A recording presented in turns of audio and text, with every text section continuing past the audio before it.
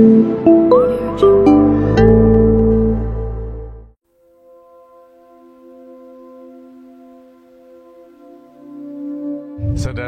terkasih, apakah saudara sudah memulai hari ini dengan penuh sukacita dan punya niat untuk berbuat baik meskipun kecil?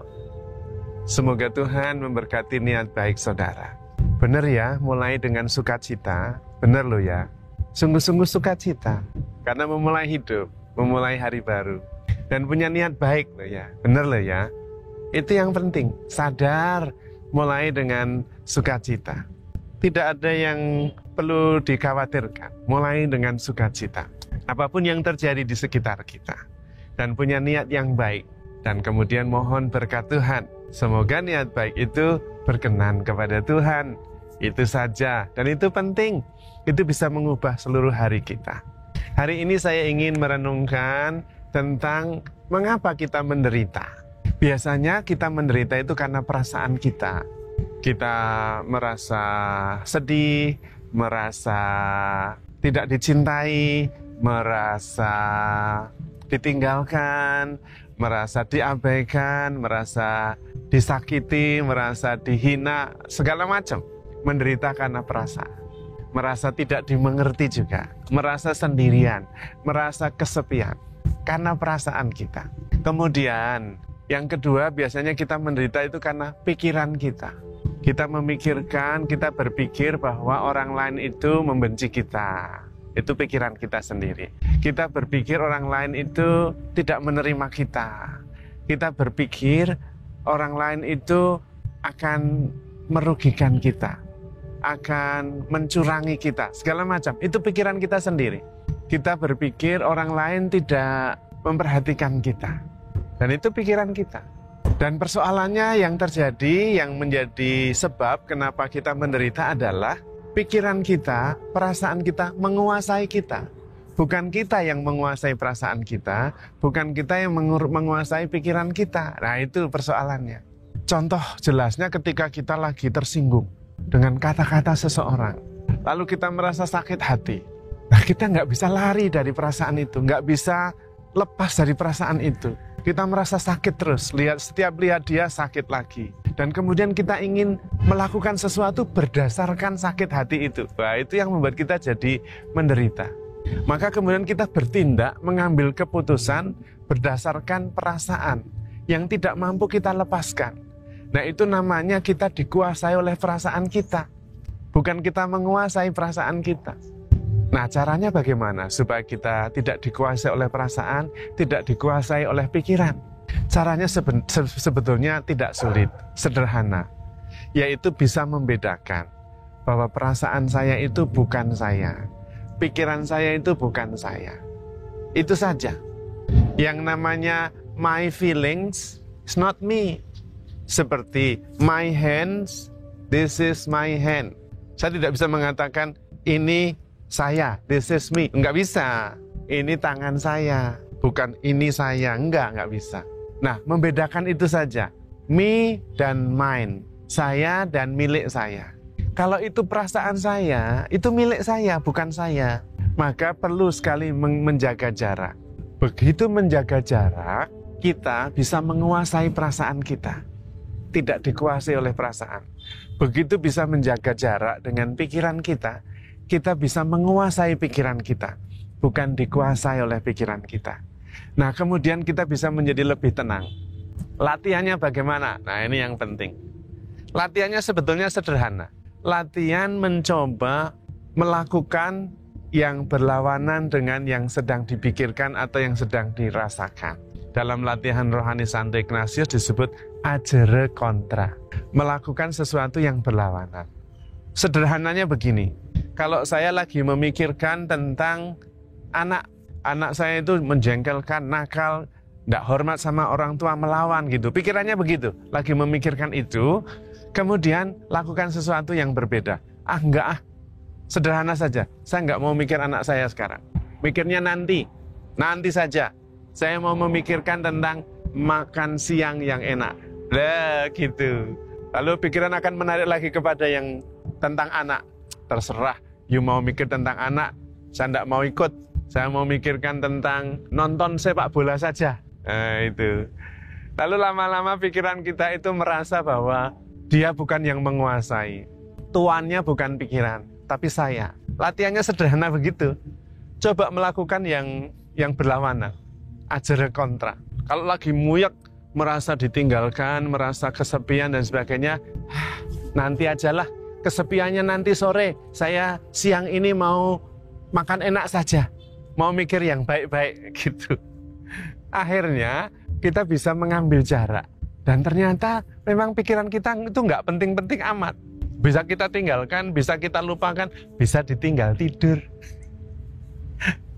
Maka yang seringkali muyak oleh pikiran sendiri, sebetulnya Anda dikuasai oleh pikiran yang nggak penting-penting amat. Sehari itu kita bisa memikirkan 40.000 sampai 50.000 pikiran. Sehingga tidak ada yang penting, karena pikiran itu gonta-ganti. Kita aja lebih banyak lupanya daripada ingatnya. Maka kita berlatih untuk menguasai pikiran kita. Dengan cara itu, mengambil jarak. Kalau sudah terbiasa, kita akhirnya menguasai pikiran kita. Menguasai juga perasaan kita. Kalau misalnya orang ini menyakiti hati, saya merasa sakit hati. Oke, katakan juga hal yang sama. Oke, sakit hatinya, nanti ajalah. Sekarang saya mau merasakan yang lain, lagi seneng, dicuekin aja. Lama-lama perasaan kita tahu bahwa bukan dia tuannya, tapi saya.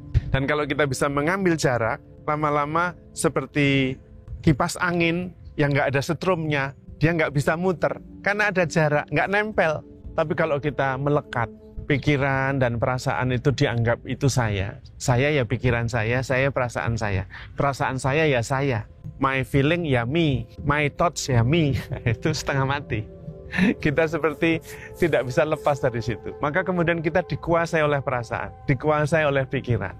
Nah, itulah sumber penderitaan. Kita menderita itu karena pikiran kita sendiri, karena perasaan kita sendiri. Kalau kita bisa menjaga jarak dan menguasai pikiran dan perasaan, kita yang menjadi tuan, pikiran itu baik sekali. Ada ungkapan, mind is a good slave, but a terrible master. Pikiran itu adalah hamba yang baik sekali, sangat menolong, tetapi tuan yang sangat jahat. Menguasai kita, membuat kita muyak, bahkan bisa depresi. Sampai-sampai orang mau menyerah gara-gara muyak. Dia pikir harus bisa menyelesaikan segalanya. Tidak harus. Dia pikir bahwa dia bertanggung jawab terhadap segalanya. Siapa bilang? Kehidupan ini yang bertanggung jawab ya masing-masing, dan juga alam semesta dan Tuhan. Karena itu tidak perlu banyak pikiran sampai muyak. Boleh, tetapi kita yang menguasai. Pikiran kita itu untuk menolong kita, bukan untuk menguasai kita. Demikian juga perasaan kita. Maka kalau Anda ingin lepas dari penderitaan, jadilah tuan atas pikiran dan perasaan.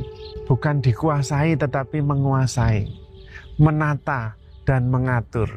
Karena itu perasaan saya, jadi saya yang bisa mengatur, bukan orang lain. Itu pikiran saya, jadi saya yang bisa mengatur, bukan orang lain. Sayang kadang-kadang lebih sering orang lain yang menentukan apa yang harus saya rasakan. Orang lain yang menentukan apa yang harus saya pikirkan. Ya setengah mati, kita dikuasai, bukan menguasai. Kita karena itu tidak bisa mengatur dan memanfaatkan. Padahal pikiran dan perasaan itu penting sekali. Anugerah Tuhan yang luar biasa. Yang bisa membuat kita bahagia, yang bisa membuat kita tenang dan merasa penuh dan utuh. Apalagi sebetulnya pikiran kita, perasaan kita itu mengerti, hati kita itu mengerti bahwa Tuhan itu sangat mencintai kita. Kita sangat dicintai dan itu saja sudah cukup. Karena itu kalau ada pikiran muyak, katakan saja, udah stop dulu kamu mikirnya, terserah kamulah. Saya mau merasakan cinta Tuhan saja. Dan pikiran kita lalu pergi sendiri. Karena kita yang menguasai, kita yang mengatur.